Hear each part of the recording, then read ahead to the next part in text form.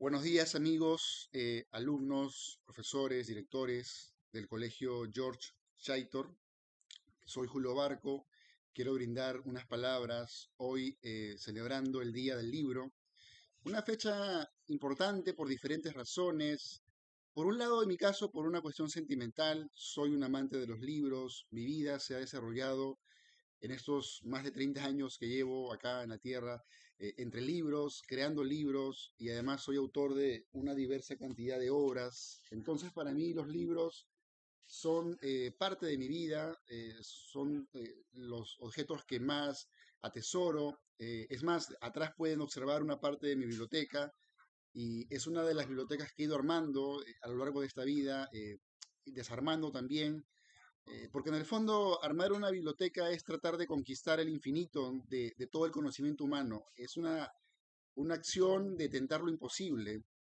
Sin embargo, esas utopías nos mantienen despiertos, nos permiten ser más abiertos a la crítica, dudar mucho más de la realidad que vivimos, y saborear un poco más eso que es la insatisfacción que nos permite crecer, nos permite seguir adelante. Y por otro lado, el gran papel que los libros tienen con la imaginación, ¿no? Que es una, eh, una facultad humana que vamos perdiendo, pero la literatura, en este caso los libros de poesía, de arte, conservan esa esencia humana. Y por otro lado, también los libros son la conciencia de los hombres. A lo largo de la historia podemos observar cómo en diferentes espacios históricos, por ejemplo, pensemos en la conquista de América, los libros, las bibliotecas no eran pues accesibles para todos, eran un bienes para cierta clase que dominaba. Luego vamos a ver que en las revoluciones, como la de Francia, también los libros van a ser importantes. No se olviden que en esa época, por ejemplo, Diderot y otros más emprenden la tarea de hacer la enciclopedia, ¿no? Porque ya para ese entonces se había divulgado la idea de la ilustración, ¿no? Entonces va a haber todo un acontecimiento a través del libro. Y en el fondo, este objeto mágico, este objeto trascendente, que puede juntar la vida con la muerte, porque cuando uno lee de alguna forma recupera la esencia de otro ser, esa esencialidad que solo es lenguaje, y puede revivirla, recuperarla en un instante. De alguna forma el vínculo del libro con el hombre es muy íntimo, es un vínculo que ha permitido siempre eh, no quedarse solamente en las sombras, sino construirse, aprender a construirse. No olvidemos que para muchos filósofos la palabra es la constructora de la realidad. En la medida en que somos lenguaje, somos las palabras que nos decimos en silencio, somos el nombre que nos pusieron, somos la forma de definir nuestras propias identidades. En ese sentido, el lenguaje inmerso en los libros siempre tuvo esa magia también de poder reflejarnos, pero a su vez también reflejar el tiempo que pasa, ¿no? Encerrar un poco en las páginas esta realidad que vivimos, que no tiene un fin ni un final, ni un principio. eh, es una realidad caótica, pero que en el libro se va a volver ordenada, en el arte del libro se va a volver de, de pronto más lógica, y la vamos a observar de una forma de pronto diferente. Entonces, más allá de pronto de seguir, digamos, mencionando los elogios al libro, les recomiendo, por ejemplo, leer lo que escribe Borges sobre el libro. Eh, la idea es cómo nos vinculamos con él y cómo logramos un hábito, más allá de solamente celebrarlo un día, el tema o el reto para todos los escolares o para todos los que vivimos esta época de la imagen, ¿no? Porque es una época de los videos, es una época de otro tipo de discursos, ¿no? El libro, que es la palabra, se ha desplazado. Cómo el reto es, repito, cómo lo volvemos un hábito diario, ¿no? Cómo todos los días, sin que nos obligue la escuela, sin que nos obligue un tercero, volvemos este maravilloso ejercicio, ¿no? Que es leer una cosa cotidiana, como el pan que tomamos, que comemos en el desayuno, como nuestro almuerzo diario. También buscar el hábito de sembrar en nosotros eh, costumbre de leer, ¿no? Y leamos de todo, ¿no? Eso es lo interesante del libro. Como les decía al inicio, el infinito de las posibilidades que encierra, ¿no? Puedes leer biografías, puedes leer autobiografías, puedes leer libros científicos, puedes leer libros que te enseñen cómo hacer videoarte, o libros que te hablen de la poesía de Rumania, China, Egipto. Es decir, en el mundo de los libros cabe todas las posibilidades humanas, y en ese sentido, el alimento que nos brinda es un alimento necesario, ¿no? Es un alimento urgente. Si es necesario combatir la anemia con hierro, por ejemplo, es necesario combatir la ignorancia con lectura. Es necesario combatir la ignorancia con hábitos que nos alimenten la cultura y que no solamente nos hagan clientes o simples usuarios de esta realidad virtual y de esta realidad posmoderna, globalizada, en medio de guerras o inminentes guerras también que vivimos, ¿no? Si no nos vuelva pues seres activos, que podamos transformar la realidad mediante el lenguaje, la palabra, las opiniones.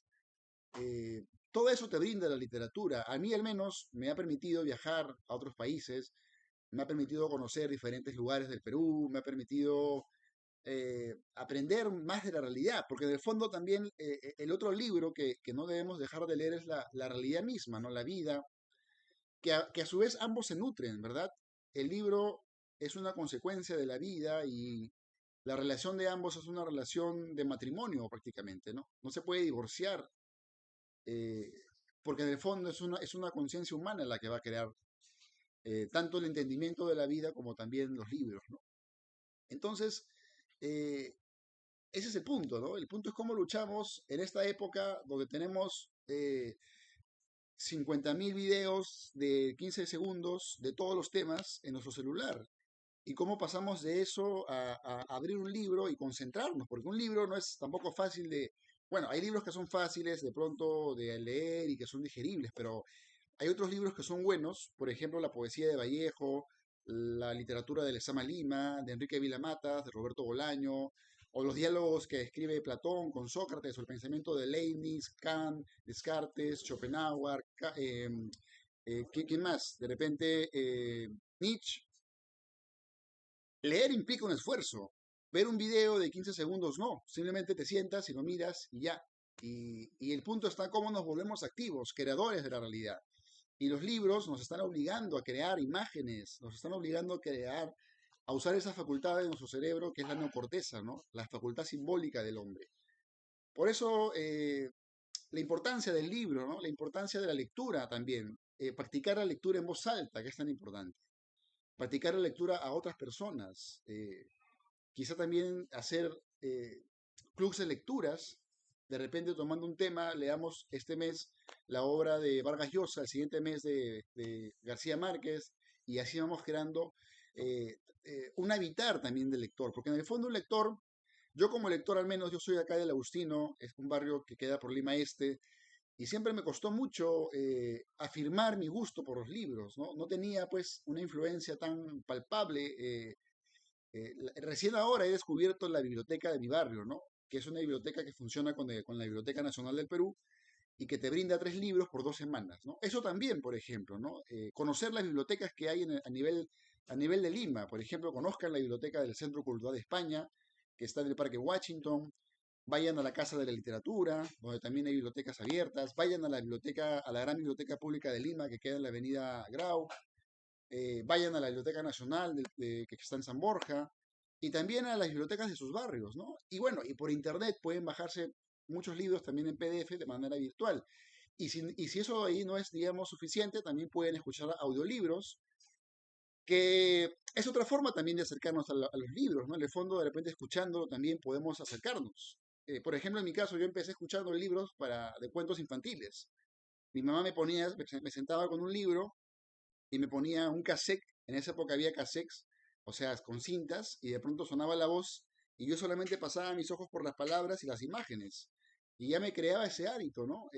Entonces, hay diferentes formas también de acercarnos a este fenómeno, y lo que yo quiero expresar con mi propia experiencia es que a mí la literatura me cambió la vida y me permitió seguir creciendo, y yo creo que cada libro que leemos es como un escalón que vamos subiendo, ¿verdad? Entonces, para el examen de admisión, también de repente los jóvenes que están en ese tramo de la universidad, hay preguntas de comprensión lectora, ¿no?